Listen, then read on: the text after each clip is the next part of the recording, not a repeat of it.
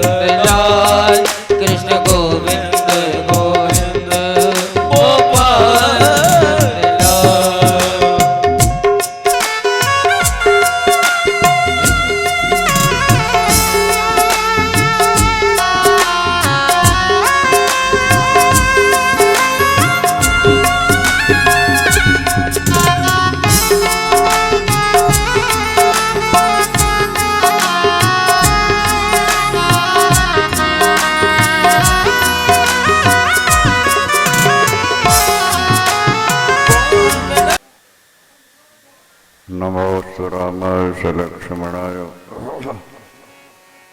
देव्यै च तस्यै जनकात्मजाय नमोस्तु रुद्रेन्द्रयमानिलेभ्यो नमोस्तु चन्द्रार्कमरुद्गणेभ्यः ॐ नमः परमहंसास्वादिति चरणकमलचिन्मकरन्दाय भक्तिजनमानसनिवासाय श्रीरामचन्द्राय विश्वसर्गविसर्गादिनवलक्षणलक्षितं श्रीकृष्णाख्यं परं धाम जगद्धाम नमामि तन्नारायणं नमस्कृत्य नरं चैव नरोत्तमं देवीं सरस्वतीं व्यासं ततो जयमुदीरयेत्। गुरुर्ब्रह्मा गुरुर्विष्णुर्गुरुर्देवो महेश्वरः गुरु साक्षात् परब्रह्म तस्मै श्री गुरुवे नमः।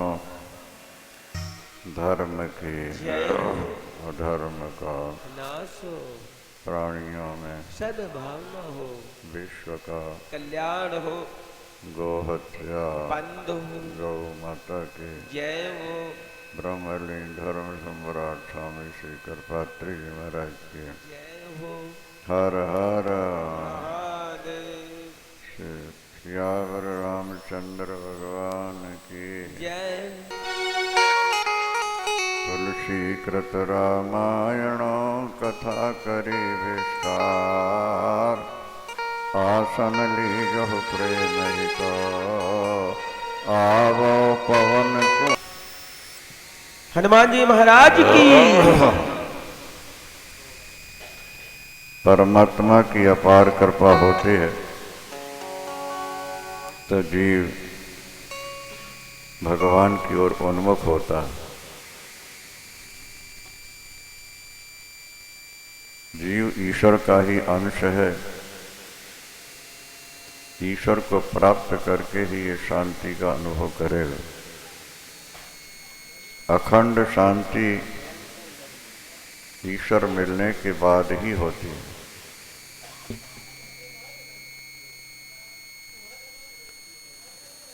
समुद्र पृथ्वी से नीचे है।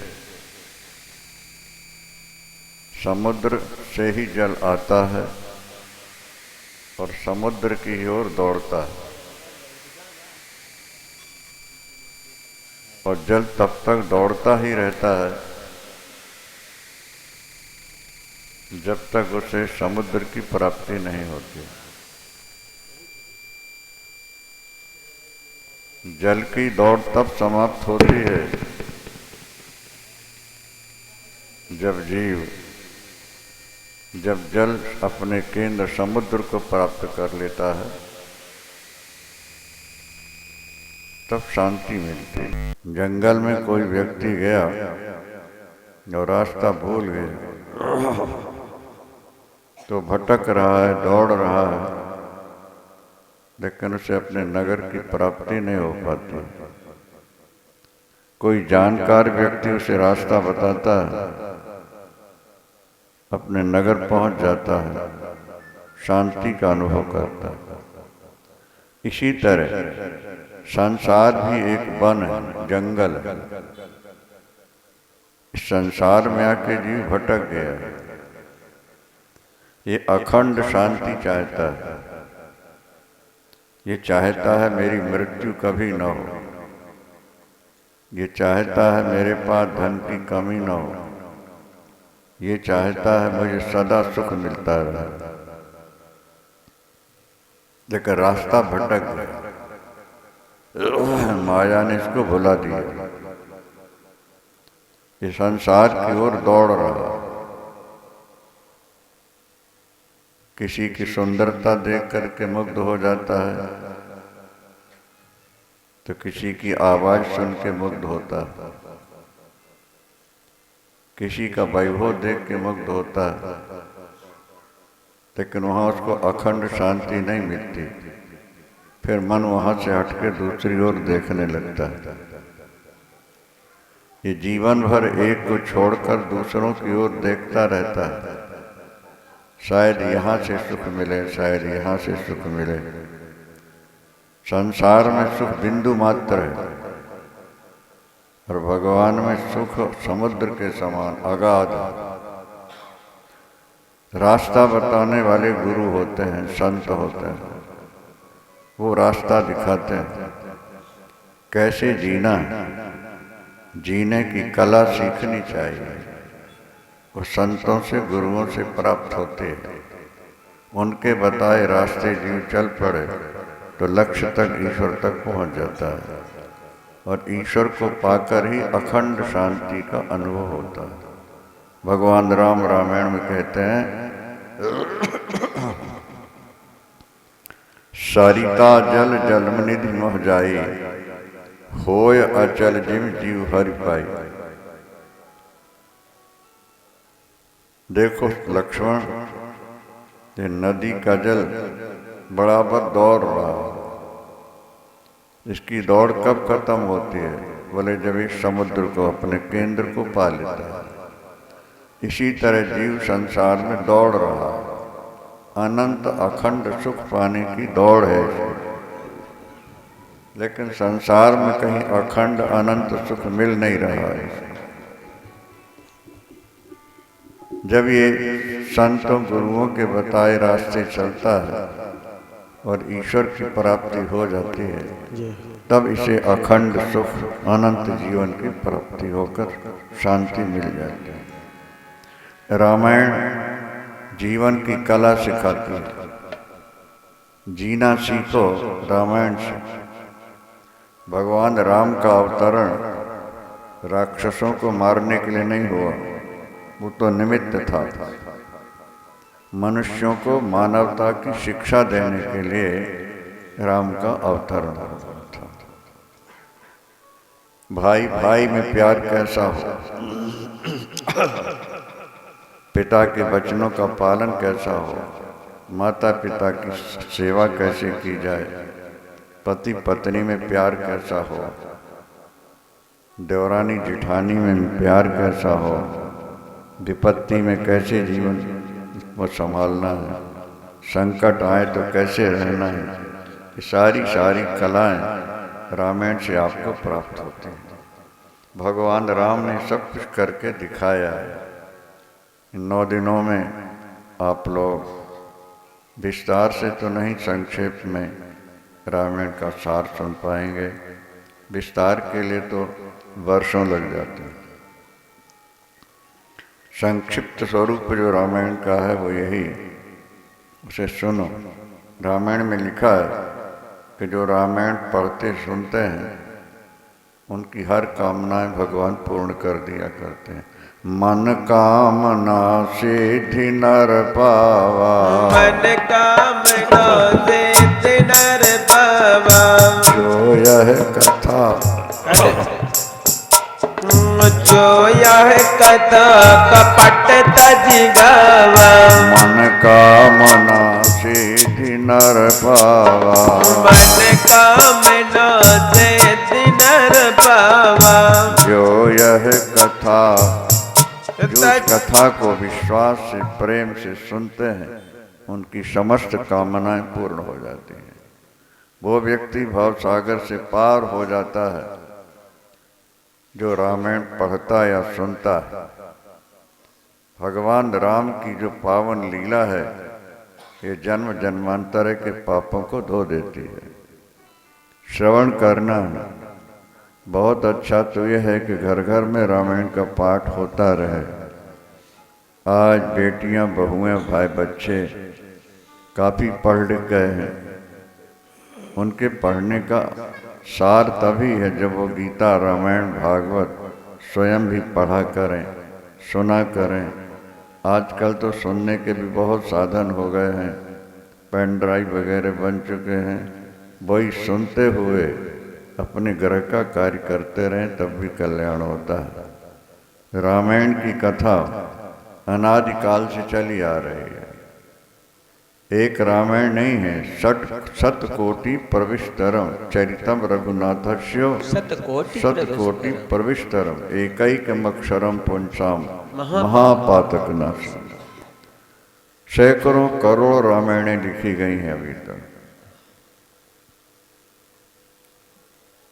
रामायण का एक एक अक्षर जन्म जन्मांतरों के पापों को मिटा देता है। भगवान का नाम परम कल्याणकारी है। प्रभु राम मनुष्य बने, भगवान का अवतरण हुआ है जीवों को तारने के लिए। जैसे बाल्टी कुएं में जाती है तो कुएं के जल को बाहर निकाल लाती है, इसी तरह भगवान वैकुंठ से यहाँ आए। जो उनकी कथाएं सुनते हैं, जो उनका नाम जपते हैं, भगवान उनको वैकुंठ ले जाया करते हैं। सियावर रामचंद्र भगवान की जय। फतेह चंद जी का ये परिवार, उनकी हमारी प्रति बड़ी निष्ठा थी, बड़ा विश्वास और प्यार था।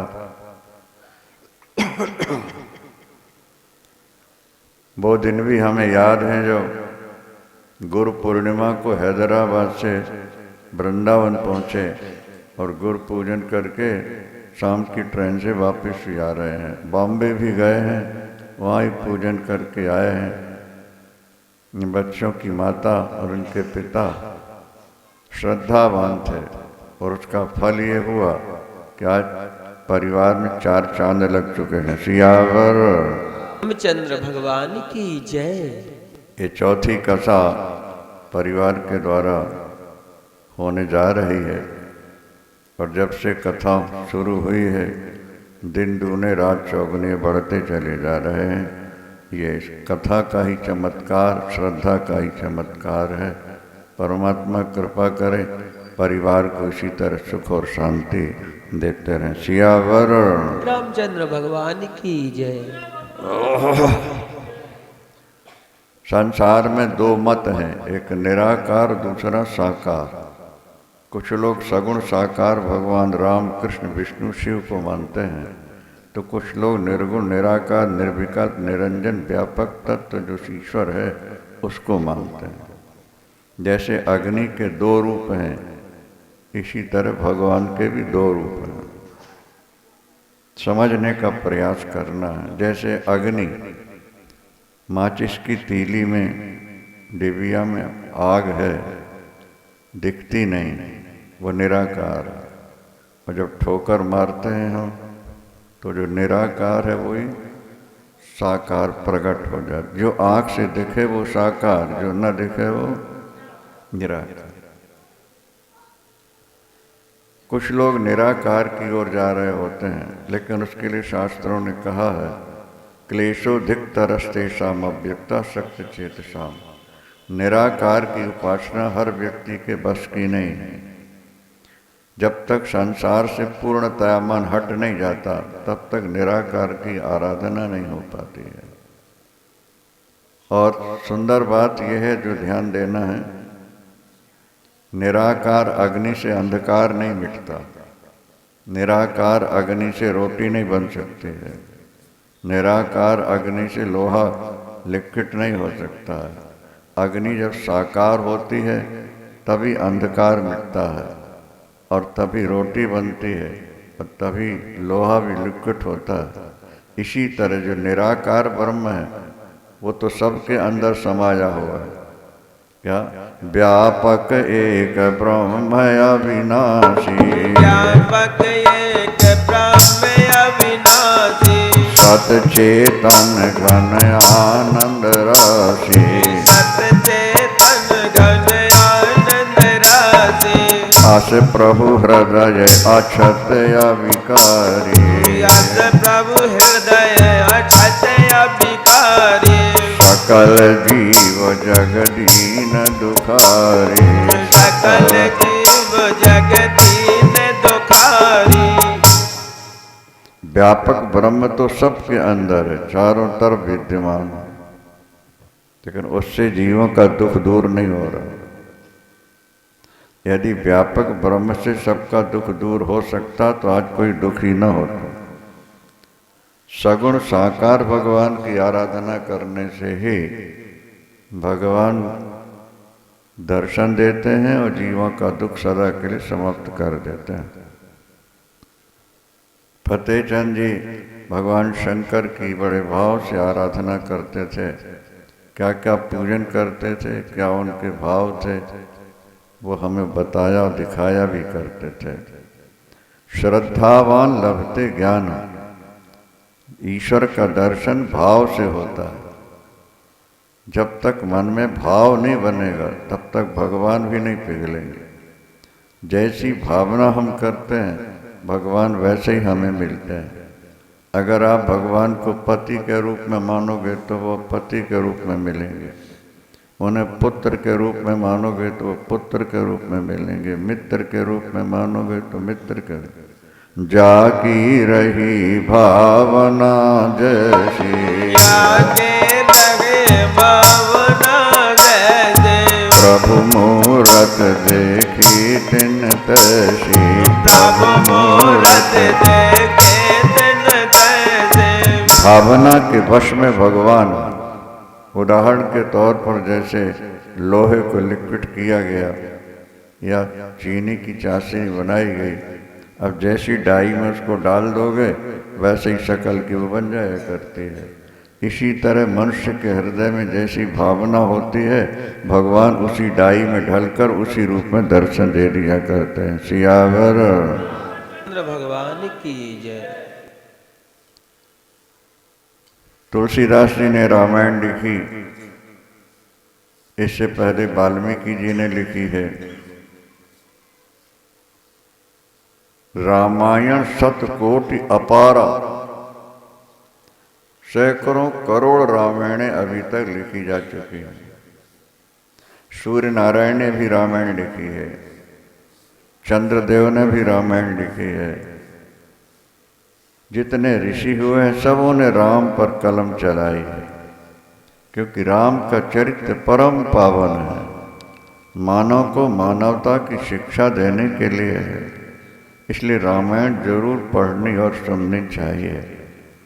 भाग्यशाली हैं ये परिवार वाले जिन्हें कथा श्रवण का व्यसन सा हो गया है। कहीं कहीं तो होता है लोग एक बार सुन लेते हैं फिर भूल ही जाते हैं, लेकिन बराबर श्रवण की लगन बनी रहे, ये भगवान की विशेष कृपा का फल होता है। तुलसीदास जी अभुक्त मूल में पैदा हुए थे, गंडमूल जिसको कहते हैं। प्राचीन परंपरा थी कि गंडमूल में बच्चा पैदा हो तो 8 वर्ष या 12 वर्ष तक पिता उसका मुख नहीं देखता था। तो एक तो तुलसीदास जी 12 महीने माँ के गर्भ में रहे, पैदा होते ही उनके मुख से राम निकला था, इसलिए बचपन का नाम उनका राम बोला है। 32 दांत थे उनके, अशुभ माने जाते हैं। मामा के यहाँ भेज दिया गया है। इनके पिता ने पत्नी को, बच्चे को उनके मामा के यहाँ भेज दिया। थोड़े दिनों बाद पिता भी शांत हो गए, माँ भी शांत हो गई। मामा के घर में भी सब कुछ बिगड़ सा गया। जब व्यक्ति भजन प्रारंभ करता है तो पहले कष्ट भी आता है, और कष्ट में अगर संभल गया तो उसे भगवत प्राप्ति हो जाया करती। तुलसीदास जी अनाथ की तरह जी रहे थे, आगे पीछे कोई था नहीं, मांग के खाना और मंदिर में जाके सो जाना था। एक नरहरियानंद नाम के संत थे, उन्होंने देखा बच्चा तो बड़ा होनहार दिख रहा है, बेटा तुम्हारे माता पिता कौन है, तुम कौन हो? रो पड़ा। तुलसीदास जी रो पड़े, मेरे आगे पीछे कोई नहीं, मेरे पिता शांत हो गए, माँ शांत हो गई, भाई नहीं, बहन नहीं, कोई नहीं। नरहरियानंद जी ने कहा बेटा फिर मेरे साथ चलो।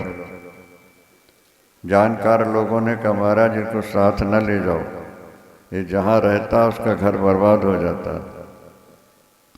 संतों ने कहा नहीं, हमारे प्रभु राम में शक्ति है भाग्य को बदल देने, इसलिए मैं ले जाऊंगा। ले गए। और काम क्या है? बोले बेटा राम राम जपो, लंगर में रोटी खाओ और राम नाम जपो। तुम्हारे भाग्य में कुछ गलत लिखा है वो भी ठीक हो जाएगा। राम जप राम जप राम जप बाबरे। प्रभु के नाम में अपार शक्ति है, जीवन को बदल देने की शक्ति भगवान के नाम में है। इसने नाम सदा जपते रहना चाहिए। यूं तो शास्त्रों में 21,600 नाम जपने का कम से कम जरूरी आदेश है। 21,600 नाम यदि व्यक्ति रोज जप लेता है तो उसका लोक और परलोक दोनों बन जाते हैं। 216 माला एक बार में नहीं, सुबह दोपहर शाम जब टाइम मिले जप ले। आपके परिवार में सदा मंगल ही मंगल हो, ये ध्यान। तुलसीदास जी नाम जपते रहे और नाम जपते जपते उनकी बुद्धि में विकास हुआ, सारे ग्रंथ पढ़ लिए, और पढ़ कर के जब वो वापस लौटे तो उनका विवाह रत्नावली नाम की कन्या के साथ हुआ। क्योंकि जीवन में प्यार मिला नहीं था, इसलिए पत्नी से उनका बहुत ज़्यादा प्यार हो गया, बहुत ज़्यादा प्यार हो गया। वो पत्नी के बिना रह नहीं सकते थे। एक बार तुलसीदास जी कहीं गए थे, पता लगा कि मायके में कोई बीमार है,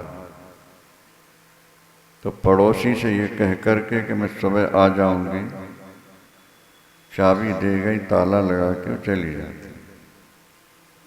तुलसीदास जी लौट के आए, पत्नी के बिना दुखी हो गए। पड़ोसियों ने कहा सुबह सुबह आ जाएंगे। बीच में जमुना जी, तुलसीदास जी का जो जन्म स्थान है राजापुर, वो जमुना के इस तरफ है और उनका जो ससुराल थी वो उस पार थी। एक रात भी वो नहीं रह सकते। वर्षा हो रही है, आंधी और तूफान है, बिजली कड़क रही है, झींगरों की झिंकार है, और तुलसीदास जी पत्नी के पास चल पड़े। उन दिनों पुल नहीं थे, भयानक बाढ़ है जमुना। 12 बजे रात का समय, एक मुर्दा बहता आ रहा था, लकड़ी समझ के उसी को पार, गीले कपड़े। जब ससुराल पहुंचे, दरवाजे बंद हैं, एक सर्प लटका हुआ था, उसी को रस्सी समझ के पकड़ के ऊपर चढ़ गया। पत्नी के पास पहुंचे तो चीख उठी एकदम। नारी जाती तो जरा में घबरा जाती है। बस 12 बजे रात को अकेले खड़े, मुंह में हाथ लगा दिया, मैं तुलसी हूं, तुम्हारा हूं। इस भयानक रात्रि में, भयानक वर्षा में आप कैसे आ गए? फिर ऊपर कैसे आ गए? बोले तुमने रस्सी बांध रखी थी ना, तुम्हें पता था कि वो रह नहीं सकेंगे, इसलिए। कहाँ बंधी है रस्सी? मैंने तो बांधा नहीं।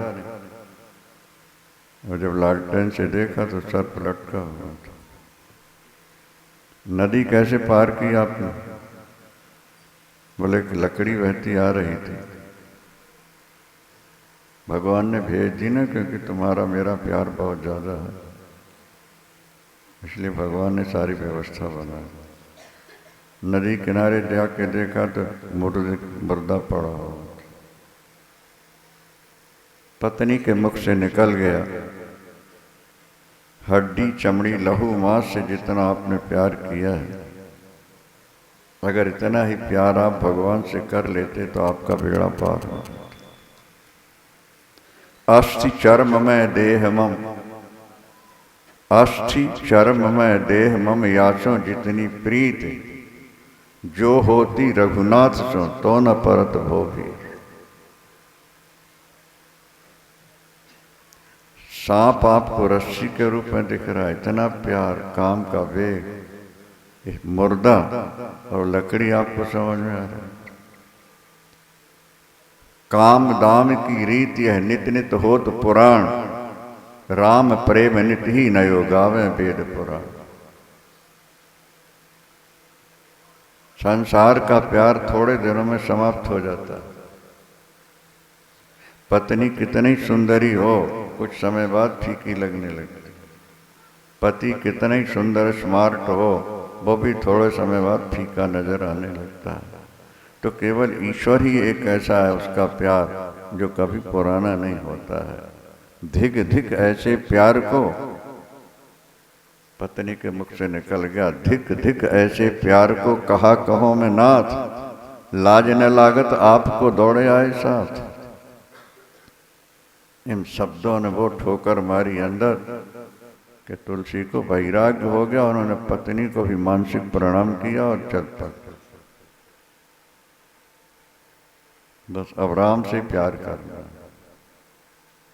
दुनिया का प्यार केवल दिखाऊ होता है, इसमें परमानेंट तो कुछ नहीं।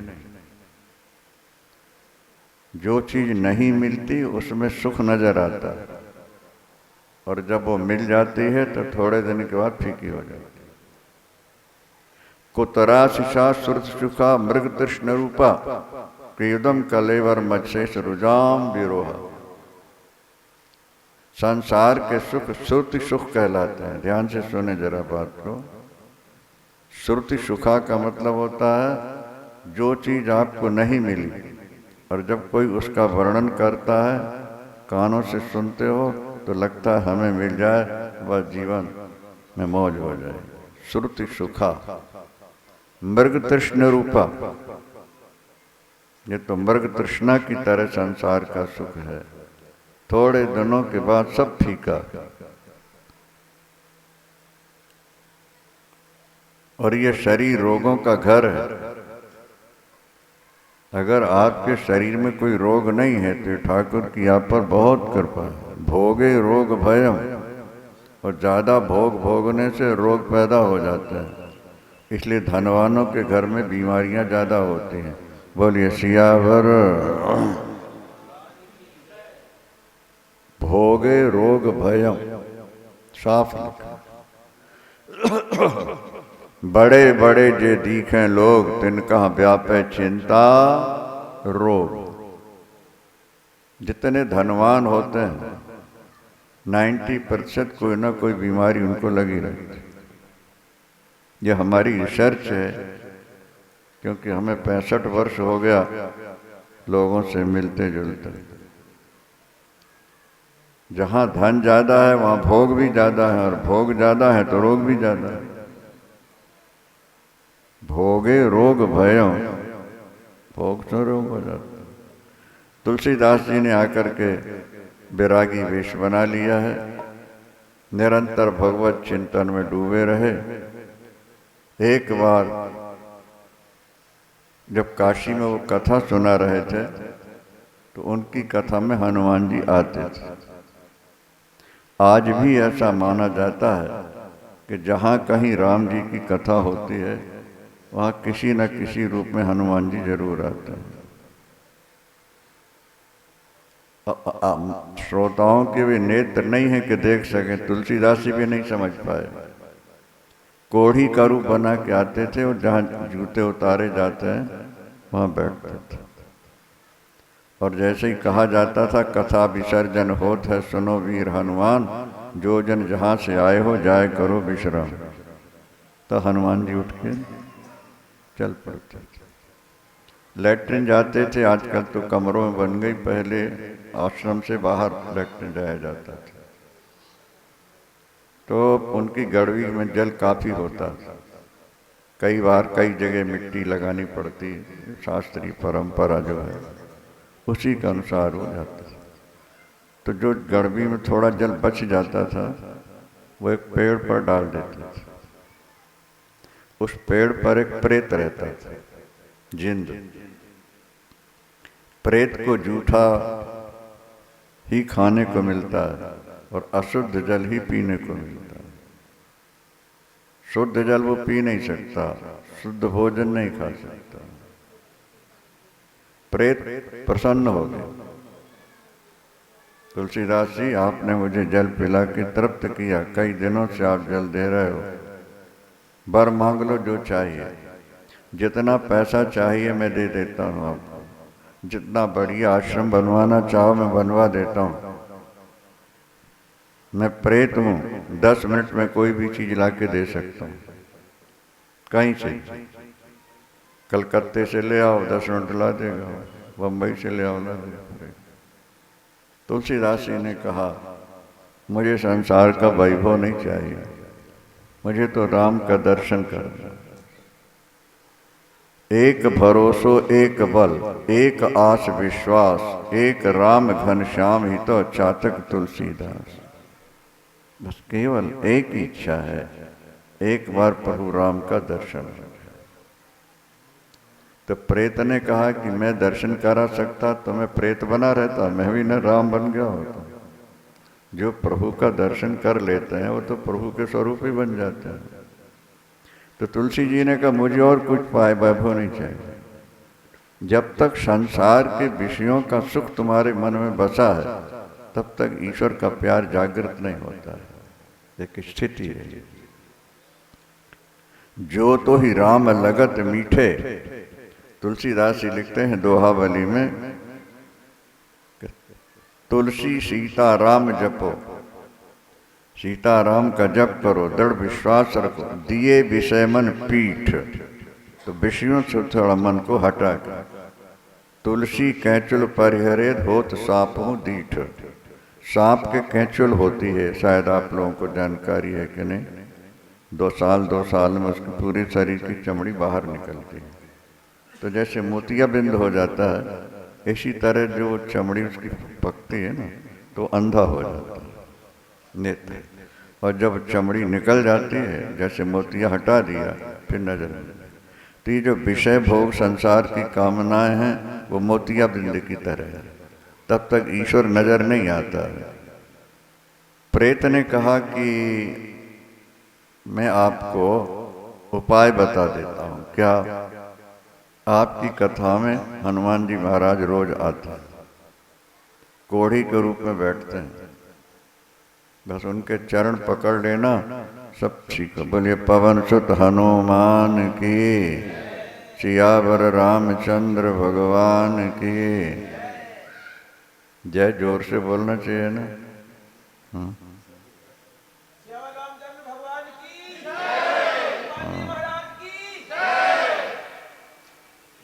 जय बोलोगे तो हर काम में विजय होती रहेगी तुम्हारी। अच्छा सुन लो सीता। जय और विजय 2 पार्षद हैं भगवान के, चौकीदार बन के वैकुंठ में खड़े, वो एक साथ ही रहते हैं।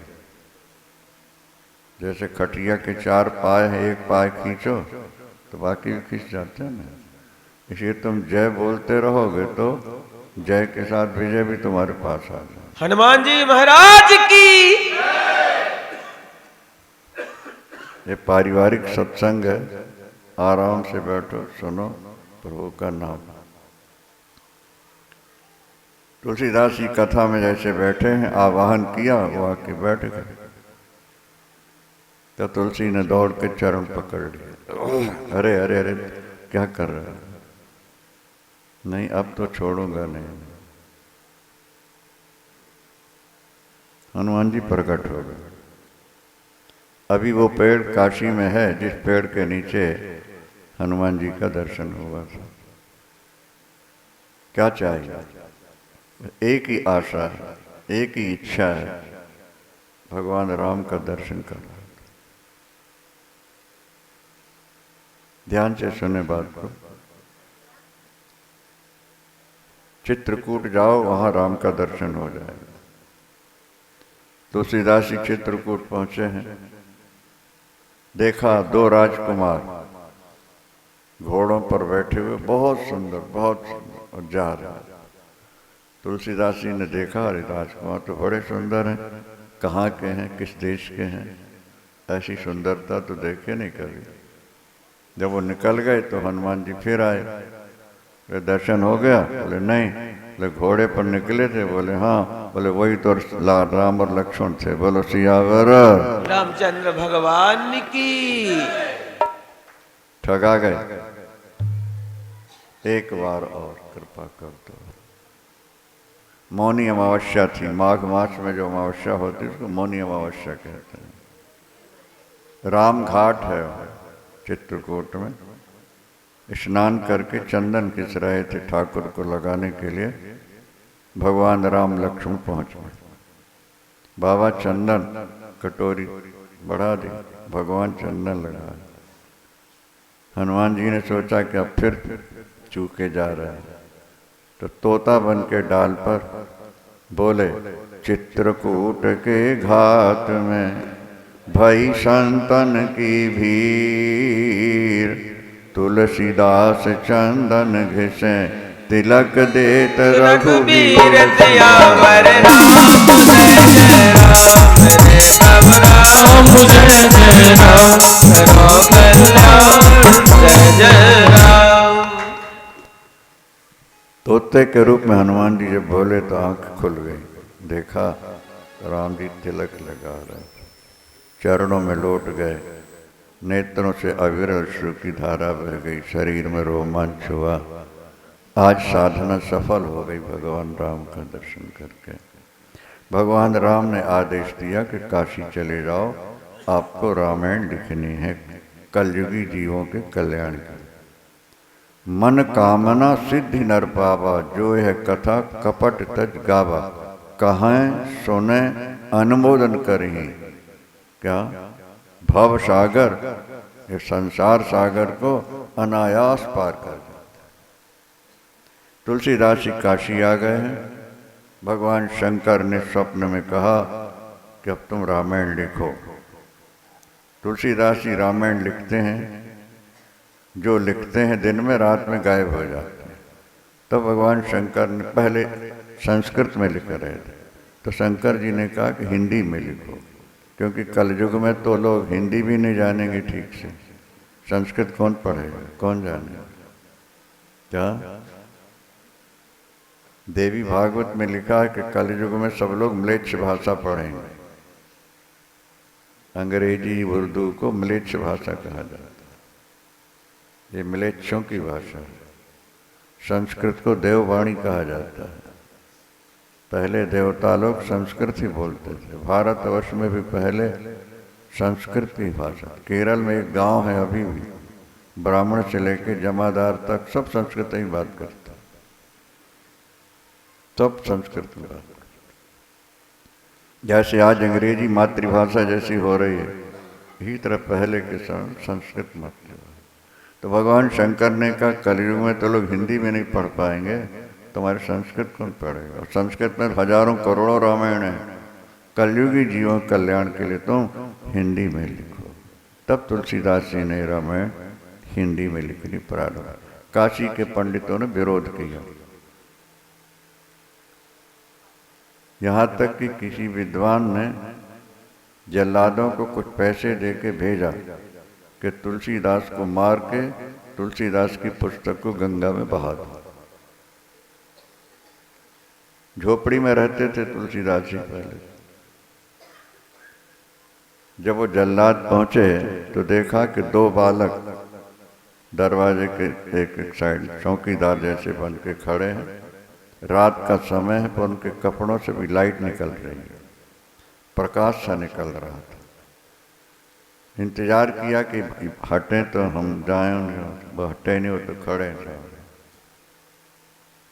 मंदिरों में भगवान खड़े क्यों रहते हैं? इसीलिए भगवान कहते हैं तुमने मुझे अपना बनाया है, बुलाया है, तो मैं तुम्हारी रक्षा के लिए चौकीदार की तरह खड़ा रहूंगा, बैठूंगा नहीं, ताकि जल्दी दौड़ करके रक्षा करूं। भक्त वत्सल भगवान की। इसीलिए मंदिरों में ज्यादातर भगवान खड़े रहते। बैठे हो तो उठ के खड़े होने में एक आध सेकंड लग जाएगा नहीं भाई, इसलिए बोले हम खड़े रहे। भक्तों तुम्हारी रक्षा के लिए करो सदा तिन कह रखवारी, करो सदा तिन कह रखवारी, जिमि बालक राख महतारी, जिमि बालक राख महतारी। पुत्र वत्सला माँ जैसे अपने बच्चों की रक्षा करती है, इसी तरह भगवान अपने भक्तों की रक्षा करते रहते हैं। इसलिए भक्त वत्सल कहलाते हैं। गाय का जो बछड़ा है उसको वत्स कहते हैं संस्कृत में। गाय का बछड़े से बहुत ज़्यादा प्यार होता है। अगर गाय के बछड़े को कुएं में फेंक दो तो गाय भी कुएं में छलांग मारे, और जानवर नहीं मारेगा। तो शास्त्र कहते हैं कि जैसे गाय अपने बछड़े के लिए अपने जान की परवाह नहीं करती, कुएं में भी कूद सकती है, भगवान उससे हजारों गुना ज़्यादा अपने भक्तों से प्यार करते हैं। जब संकट आता है तो दौड़ के भगवान उनकी रक्षा किया करते हैं। व्रत रक्षण तत्पर भक्त वत्सल भगवान की। जल्लाद भाग गए, फिर सुबह आए, उन्होंने तुलसीदास जी के चरणों प्रणाम करके कहा कि हम आए थे आपको मारने, लेकिन दो राजकुमार हमने देखा, आपके शिष्य थे वो, रात में भी उनके कपड़ों से प्रकाश निकल रहा था, बड़े सुंदर। एक बार दर्शन और करा दीजिए। तो तुलसी ने कहा हमारा तो कोई चेला है ही नहीं, हम तो अकेले रहते हैं। समझ गए कि मैंने जिनको जीवन दिया है प्रभु राम और लक्ष्मण ही मेरी रक्षा करने आ गए होंगे यहाँ पर। फिर काशी विश्वनाथ मंदिर में सबसे नीचे रामायण रखी, फिर पुराण, फिर उपनिषद, फिर वेद, और रात भर कीर्तन चला। सुबह जब दरवाजा खुला मंदिर का तो रामायण सबसे ऊपर रखी हुई है और सत्यम शिवम सुंदरम भी उसमें लिखा। राम रामचंद्र भगवान की हुई है समसाम ऋचा सफला। भगवान शंकर ने कहा था तुम्हारी रामायण वेद साम वेद की तरह पढ़ी जाएगी, सब लोग आदर करेंगे और जो सुनेंगे उनका कल्याण होगा। उनके चरित्र में एक बात और भी लिखी है, वो ये कि रामनगर एक शहर है, वहाँ गंगा किनारे ही पास, वहाँ के राजा और एक दूसरे स्टेट के राजा दोनों में मित्रता थी। तो ये निश्चित हुआ कि तुम्हारे घर बेटी हमारे घर बेटा हुआ तो, या हमारे घर बेटी तुम्हारे घर बेटा हुआ तो शादी कर दी। समझ में आ रहा है? हुआ ये कि दोनों जगह बेटियां हो गई, दोनों पर। रामनगर के यहाँ की महारानी ने बेटी को बेटा सिद्ध कर दिया, बेटा हुआ बेटा। और ये बात छुपी रही। अब राजे महाराजे इतनी बात पे ज्यादा कहाँ ध्यान दें। जब शादी का समय आ गया तब महारानी बड़ी घबराई कि अब तो भेद खुल ही जाएगा, और भेद खुला तो हमारा सिर कटेगा। बहुत घबराई तो किसी ने उनको सलाह दी, महारानी जो तुलसीदास जी बड़े अच्छे संत हैं, सुना है भगवान का दर्शन हो गया है, उनसे उपाय पूछा जाए। बुलाए गए, पूछा गया तो उन्होंने कहा कि मैं और कुछ चमत्कार तो नहीं जानता, बस मैं तो रामायण का पाठ करता हूँ, मैं इनके नाम से रामायण पाठ कर देता हूँ, प्रभु चाहे तो लड़की को लड़का बना सकते हैं। मंत्र महामणि विषय ब्याल के, मेटत कठिन कुअंक भाल। इसका संपुट लगा करके तुलसीदास जी ने रामायण पाठ किया। रामायण की समाप्ति हुई, बेटी से बेटा हो गया। बोलो सियावर रामचंद्र भगवान की। जो उनके जीवन में ऐसा लिखा हुआ है। काशी वास की है उन्होंने, काशी में ही। देखो राम भक्त थे, अयोध्या रहना चाहिए पर काशी में रहे। काशी में जिसका शरीर छूटता है, महा से महापापी क्यों न हो, उतर जाता है। इसलिए काशी का मरण, प्रभु हमारा शरीर काशी में छूटे, ये प्रार्थना करते रहनी चाहिए। काशी में एक शिवलिंग की स्थापना कर दी जाए, सैकड़ों पीढ़ियां वैकुंठ चली जाती हैं। बोलो शंकर भगवान की। एक बार भगवान शंकर कैलाश पर्वत से चल पड़े हैं कथा सुनने के लिए। देखो 3 नदियों का जहाँ संगम है उसको प्रयागराज कहते हैं, तीर्थराज कहते हैं। तुलसीदास जी लिखते हैं रामायण में कि ये तीनों नदियों का जो संगम है, इसमें स्नान करने मात्र से व्यक्ति निष्पाप हो जाता है, निर्दोष होता है। अभी कुंभ का मेला भी लगना है, माघ मास में बहुत लोग जाते हैं, लेकिन हम नहीं जा पा रहे। अगर कुछ लोग ये कहते हैं कि हम नहीं जा पा रहे, तो लिखा है कि गंगा यमुना सरस्वती 3 नदियां हैं ना, तो जहाँ रामायण की कथा चलती है, राम की कथा तो गंगा है क्या, और विधि और निषेध की कथा है तो यमुना है, और वेदांत की कथा चले तो सरस्वती है। ये तीनों नदी सबहि सुलभ सब दिन सब देशा, सेवत सादर समन कलेशा। प्रयागराज तो उसी को मिलेगा जो जाएगा, लेकिन सत्संग रूपी प्रयागराज तो चलता फिरता है। इसलिए जहाँ रामायण की कथा हो रही होती है वहाँ गंगा यमुना सरस्वती अक्षयवट सब आकर के विराजमान हो जाते हैं। यहीं बैठे प्रयागराज स्नान का फल प्राप्त हो जाता है। राम भक्ति जहाँ सोर सारी धारा, राम भक्ति जहाँ सोर सारी धारा, सरसाई ब्रह्म विचार प्रचारा, विधि निषेध मैं काली मलहरणी, करम रथा रघुनंदन वर्णी, बट विश्वास अचल निज धर्मा,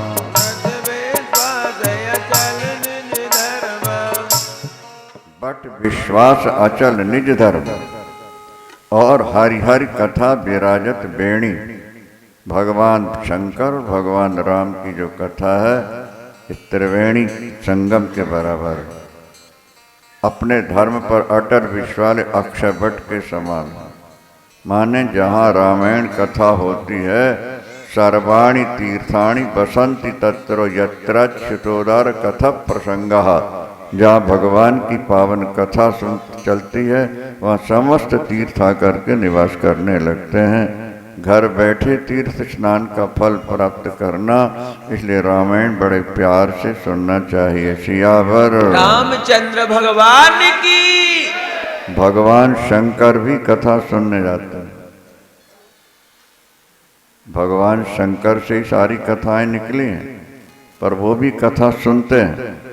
एक बार त्रेता युग माही, एक बार त्रेता युग माही, एक बार त्रेता युग माही, एक बार त्रेता युग माही, शंभु गए कुंभज ऋषि पाही, शंभु गए कुंभज ऋषि पाही, संग सती जग जननी भवानी, संग सती जग जननी भवानी, ऋषि पूजे अखिलेश्वर जानी, ऋषि पूजे अखिलेश्वर जानी, राम कथा मुनि भरज बखानी, राम कथा मुनि भरज बखानी, सुनी महेश परम सुख मानी, सुनि महेश परम सुख मानी।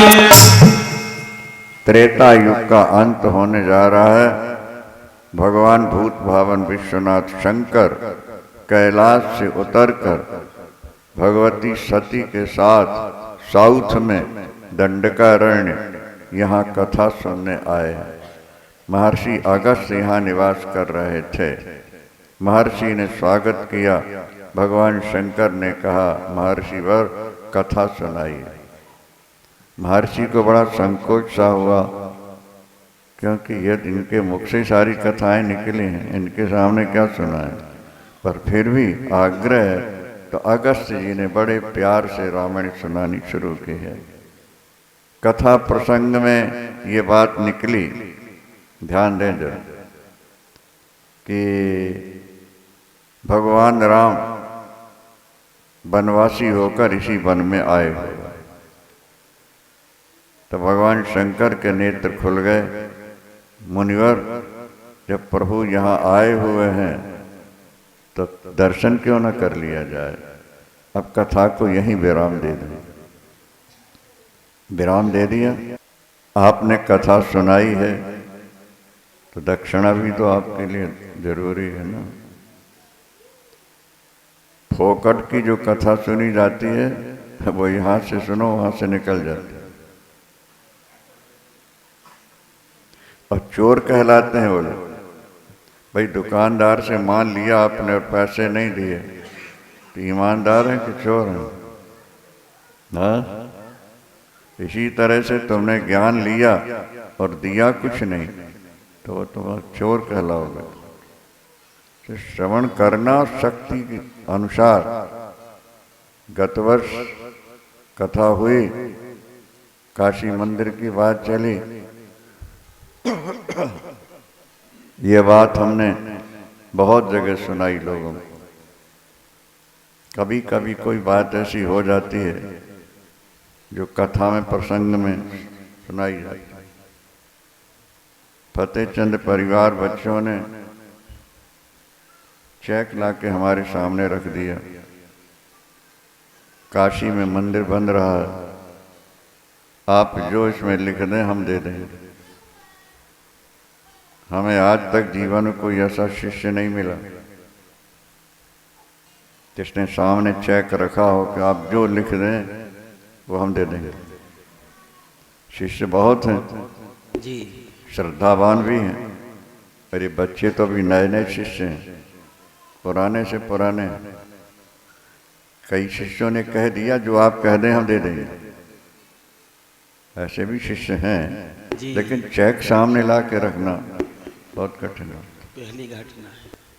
हमने कहा नहीं भाई आप ही लिख लो। नहीं माने, फिर ये सुभाष बैठे हैं, इनको दिया कि तुम लिख दो। इन्होंने लिख दिया।